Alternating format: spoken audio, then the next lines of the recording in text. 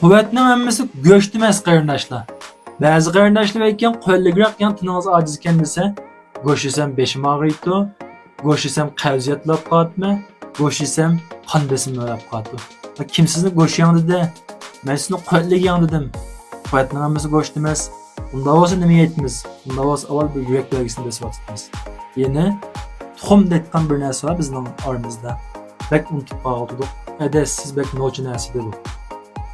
Çoğunun bir gibi var, 1 kilo go'shtni yeb, hech nima bo'lmagan bo'lsangiz, siz 10 tal tuxum yeb, balkim qo'polmasligingiz mumkin.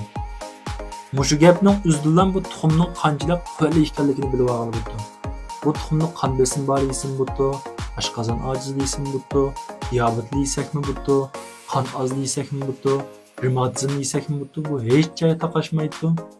Suda pishirib yeysiz, kunda 2 tal yeysiz, ortiq yeb olishning o'rni yo'q. Bo'ldi 2 tal tuxum. Bunun süt, bedende bazı ösme kasallikleri yok. Bedende yel artıp ketip kalmanda ahval bo'lmagan, teri kasallikleri bo'lmagan, boğazları bo'lmagan qarindoshlar kunda bir stakan süt içtimiz. Bu nayt quvvatli bek nochi narsa. Bunun bizning adasiz bek atva, bek nochi bir narsamiz var. Yanoq, o'rik meg'izi, badam, no'qot, muqatil, dadur, kishmish, yani qurg'uzum. Kunda atdigan nashliqdan mushuni bitalni yesakmi yesab, yeni bir bek poğaça narsamiz var, xurma. Jin xurmadan kunda 2 tal yeb qo'ydik, bo'ldi, qon to'liqlash, yurakni quvvatlash, umum badanni quvvatlashga bek nochi narsa. Bunda yesak bo'lmasmi? Nimdisi go'sht.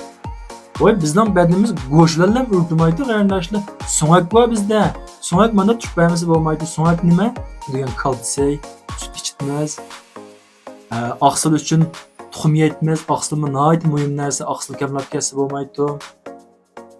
Mushunda yesak bo'ldi qarindoshlar, bizning badanimizda nurg'un mineral modda bor.